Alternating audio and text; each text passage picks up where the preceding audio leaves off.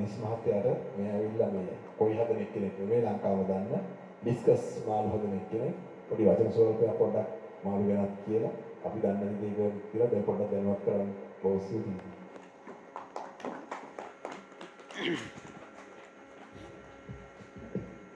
බොහොම ස්තුතියි අමිල මහත්තයා මට මේ අවස්ථාව ලබා දුන්නාට.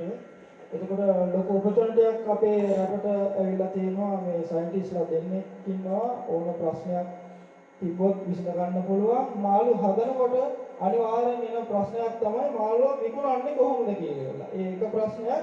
අනිත් එක මාළුවව ලෙඩ නැතුව තියාගන්නේ. ඒතකොට මේ ප්‍රශ්නෙට උත්තරේ තියෙනවා කියලා මම හිතනවා. ඒතකොට මේ කොයි කියන්නේ විසුරුමත් ශේෂ්ත්‍රයේ රෑන්ක් එකේ උඩින්ම ඉන්න මාළුවෙක්. ඒක මේ පළවෙනි ආරම්භයක් අරන් තියනවා කම්පිටිෂන් එකක් කරලා අවෝඩ් සෙරමනි එකක් තියලා ඒ දේ ඉස්සරහට ගෙනියන්න. ඉතින් මමත් මගේ ගෝල් එක ඒක රටට ඩොලර් ගේන්න ඕන.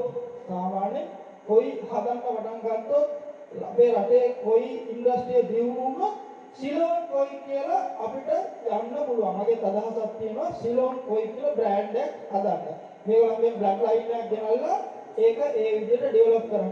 ඉතින් ඒක කරන්න ලොකු ටීම් එකක් ඕනේ. ඉතින් මේගොල්ලන්ගෙන් අදහස ගන්න පුළුවන්, මේගොල්ලන්ගේ නොලෙජ් එක ගන්න පුළුවන්. Tamanට කැපකිරීමයි ආසාවයි තුන අතර එකට එකතු වුණාම ලොකු ගමනක් යන්න පුළුවන්.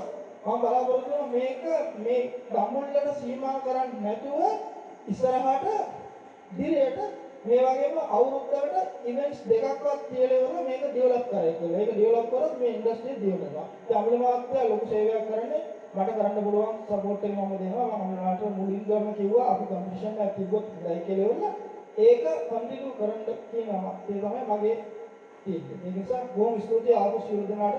Thank you very much for everyone. Japan ඉඳලා ආපු ඒ දෙනාටම thank you very much. Thank you very much.